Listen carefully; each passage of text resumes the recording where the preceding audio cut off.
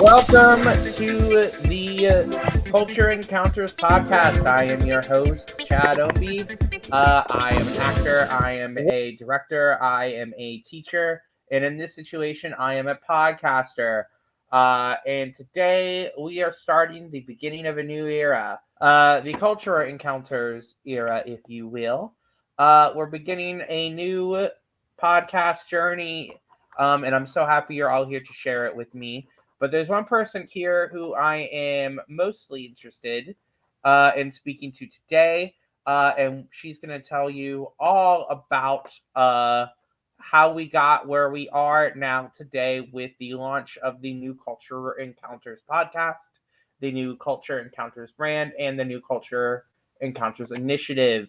Here she is, our founder, our artistic director, and any other titles that she wants to have. The matron of magic, the uh, wonderful, amazing, super cool Mrs. Amma Gatty.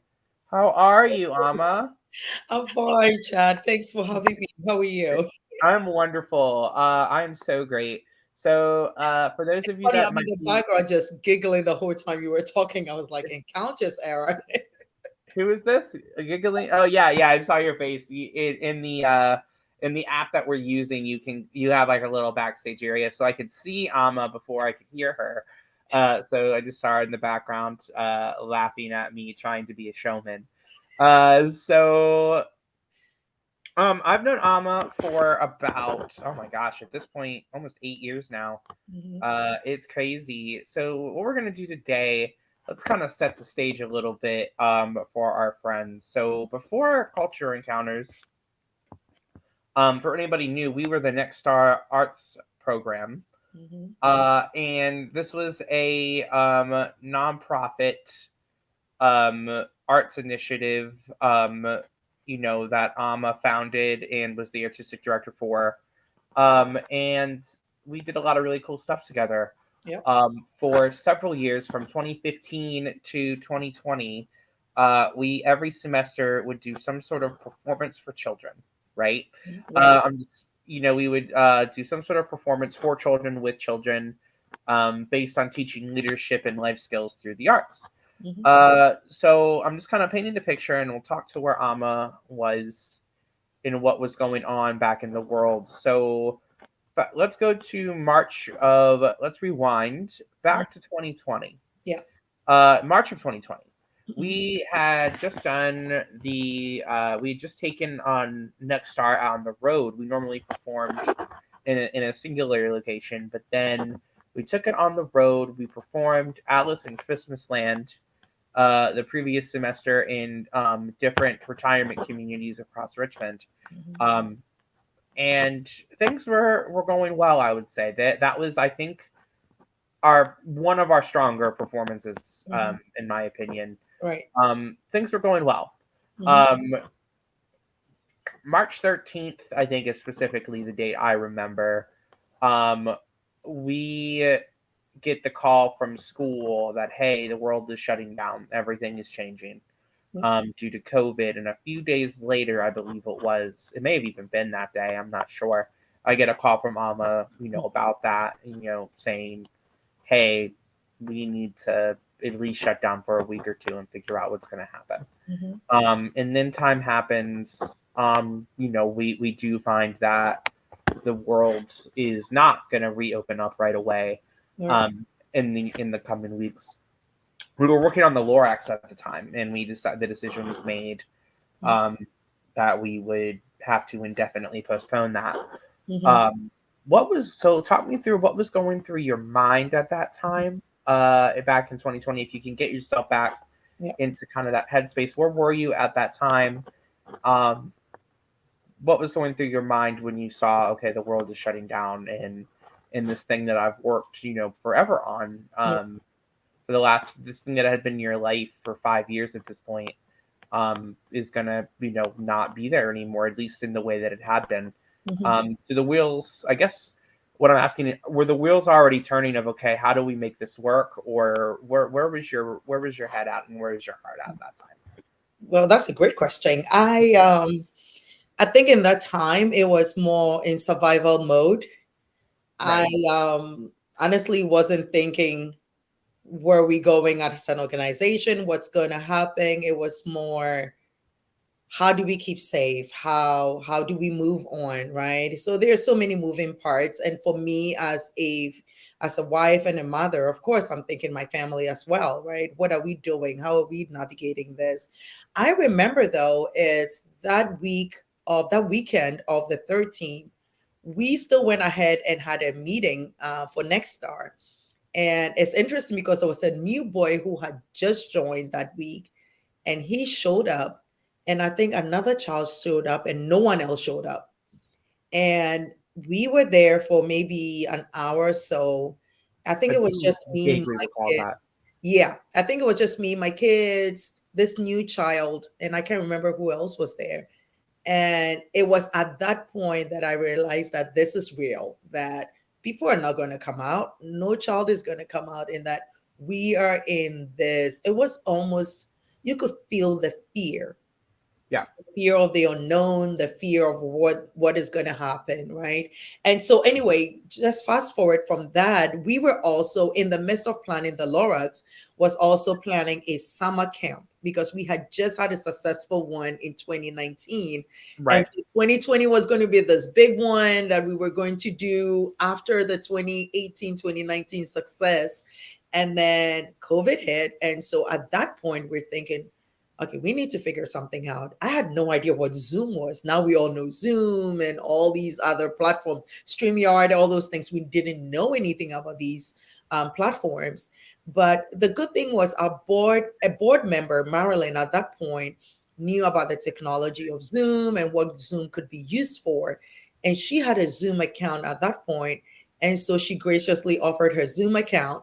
And then she started lining up the speakers for the summer camp. So we went into summer camp mode like right in June. I think it was like the second week of June or July. I could be wrong. But anyway, we went into this thing where instead of a 5-day camp, I was like, we need to be on Zoom somehow and do it for like 3 days. So we did. But, I did not realize at that point. In hindsight, I can see that that was the beginning of where we are now. But in that moment, you're not thinking long term. You're just thinking, how do we survive? How do we keep some form of programming? But there were a couple of calls I had. I had a call from a friend of mine who had this great idea, and he was like, well, let's get all the kids online somehow and do things. And so I guess all those conversations were beginning to happen. And yeah, we're here today because we chose to be flexible and to pivot and just go with the flow. And going with the flow has been a blessing for us. So absolutely, I agree with all of that. Yeah. So I just made a connection at the very end. I'm going to tell you because you're going to get a kick out of it. Okay. So the um back in 2019, and that camp, talk a little bit about that camp, what Mm, we did, and kind of um how that almost kind of was the predecessor almost to what we're doing now. What did we do? Where did we go? And what was the main point or initiative of that yeah. camp? Absolutely. So actually the camp, the first one we had was 2018. The Right. one we did in 2019 was almost a follow-up to what we had done in 20. So 2018, we went to this beautiful space at Dogtown Dance Theater in Manchester, and we did a 5-day tour. So the whole idea, we were calling the camp International Arts and Culture Camp. The idea of that was to bring cultures from around the world to children, but using the arts as a platform to do so. So we would do acting and dance and all of that, and art into this space of culture was what we're doing. So it was a nice, sweet I would call it a merger marriage, between cultures and art and the arts. And I thought it was beautiful. So we started in 2018, but the idea of that was to travel the world. So we would give the kids this fake passport, and each day they got a little sticker in their passport. And we tried food, we watched videos, we had people come in and talk about their culture. And it was such a great experience. And it was such a success in 2018 that in 2019, we decided to do it. And then our numbers increased. I think we had almost 40 kids or so. I can't remember the exact number now, but we had more kids than we've ever had in our program at one time come to do this camp. And so, anyway, the camp again was to expose kids to cultures that were different from their own, and to let them know that our world is such a beautiful space and a beautiful place if we can kind of look beyond our own differences and bring in different cultures and different people together. Yeah, absolutely. So now, transition on into where we kind of ended up going. So we would be starting to do, as you said, programming through Zoom. Hmm. Uh, in the arts world, the show must go on, and we very much took that approach and did so many different things. Yeah. Talk a little bit about the programming. Just briefly touch on the different programming we've had Hmm. since 19 or not since 2019, since 1942. That's Amma's go-to when something was a long time ago. It was always 1942. It's not that's Uh, a good year. yep, great year. Uh, the so talk a little bit about what kind of programming we've had for the last 2 years, and then when did it kind of the decision come to you to be like, okay, we need to change our name, we need to change Mhm. our identity a little bit to match what it is we're doing, Yeah. um, and then yeah, Go let's from take it from there. there. Okay. So in 2019, actually 2018, again, when this camp started, I had a parent who is also in the nonprofit world whose child was a camper in this camp. And she had kind of hinted, she said, this camp could be the focus of your organization and not necessarily the arts. She said the arts, everyone is in the art space, but what you're doing is so unique, and you coming in as an immigrant bring in a whole new um, perspective to what we do, what you're doing. And so she kept encouraging that. So she said that in 2018. I was like, yeah, we'll do it, and I kind of kept it as a summer camp because I liked what we were doing and I didn't feel like we needed a change. But in 2020, when we had the issue that came up with police brutality with George Floyd and all of that, there was this tugging on my heart about just doing something with a platform that I have been provided with, right? And trying to be more intentional. And I think COVID alone itself made us all start realizing that we cannot live our lives the way we've always done it, right? So life had to be more intentional. Life had to be strategic. You just couldn't do life anyhow. And then couple that with what happened with the police issue, you almost felt like, well, at least let me speak for myself, I felt like I needed to do something. Right. And so right about the same time, I had the same conversation again with this lady, and she was like, you know what, you're already in that space, you're already doing what you're doing now, what we are doing now in camp, make that your thing, right? And so I kind of played around with it, kind of tossed it. But then I clearly remember one evening just thinking through everything else, and I said, you know what, maybe this is the time to do it. If there could ever be a better time, this is the time to do it. And so I remember pitching that idea to the board, saying, I think we should change our mission. The name change hadn't come yet. I was just saying, let's change our mission statement, let's be more intentional, and also do what we did on Zoom beginning of COVID, turn that and make that our main programming. And the board was 100% on board. Well, no pun intended, but but anyway, the board got it, and we switched. So it started off with a mission statement, and we had a little like Facebook campaign on it about our new mission statement. So it happened so subtly. And then as last year happened, we figured the name Next Star Arts program does not quite match what we're doing anymore. And so there was a need for a name change. And again, the board very instrumental, especially bringing in ideas as to like names. And I remember one of our board meetings early last year where all these names were showing up. We were brainstorming all these different names. There were names like folkways and culture with a K. There were all these names that came up. But I wish I came up with culture encounters. I think it's a powerful name. I didn't, but we did have a consultation with a marketing expert who, in conjunction with our board president at that time, Marilyn, actually came up with the name. Culture encounters. So I wasn't in the meeting when that name came up, and I did get a message saying, "Hey, these are the names that we came up with," and culture encounters was right there. Absolutely fell in love with it. And so, long story short, we're going through a rebrand. We're not even done yet. We're still rebranding, and we have a great team in Zimbabwe that is helping with just the graphics and the logo design and stuff like that.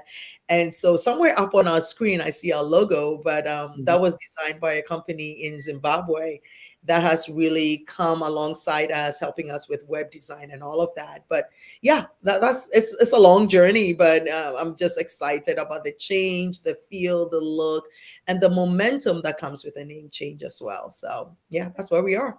Absolutely. So you mentioned Marilyn Markham. Yeah. If that name sounds familiar to viewers, that's because she has been a guest on the What's Your Story podcast that Yeah. we have in our archives. So I do. Yeah. She has an amazing life story, and we talk about a lot of food. So don't Mhm. listen hungry. I encourage you to go back and go in the archives and look at those. Yeah. They are great conversations. And so we're in culture encounters now. We really have put a, really, it's been amazing the work that you and the board have done to launch this new initiative. Mhm. And the work we've done over the last 2 years has been incredible. But I kind of had a moment of clarity while we were talking, Yeah. and I wanted to kind of draw on a parallel real quick, and you're gonna love this. She Okay. always, I say this because Amma always laughs at me when I have these random epiphanies. So we were doing the Lorax back in 2020, Yeah. and at the end of the Lorax, all of the people in the forest end up leaving because their home has been destroyed. Yeah. Except the Lorax does leave one little seed. That Mhm. one little seed was left, and a small child Mhm. is tasked with the responsibility of planting that seed in making a new world, Yeah. and making a new world metaphorically in the forest. Mhm. That's what you're doing. You are Oh. that child. You are that child with that seed. You were left with it when everything around you was gone, so to speak. The Mm. world as you knew it was gone. So Yeah. you're going to, you've taken that seed, you have planted it, you've nurtured it, you've watched Wow. it grow into this beautiful cultural forest to Wow. create a new world of acceptance, inclusion, and awareness of the world around us, and hopefully bringing us together. So from Mhm. now on, I will be referring to you when I introduce you in anything as the founder and seed planter Amma Gatty. Uh, Wow. yeah. So profound anyway, by the way. That is profound. I think that's Thank you. the most profound thing you've ever said. No, I'm kidding. Thank you. I appreciate that. Yeah, I Normally I just appreciate get that. laughed at. Thank you. Yeah, Yeah, I you're love welcome. it. Thank you. Yeah, I mean, it just kind of hit me. I was like, wait, there's a beautiful Mm, metaphor there, right, and right. I can't. I'm kicking myself. It took me this long to think of that. Um, so we're gonna go ahead and we will be back next week, or to talk to discuss kind of what will be happening, future programming here on the podcast, also future programming in cultural encounters in general. So stay tuned. Mm, Thank you for being here with us today, Miss Amma Gatty. that's Again, I'm looking forward to continuing on this journey. absolutely. I love it. Thank you so much. I am just so excited about all the things and more conversations to come.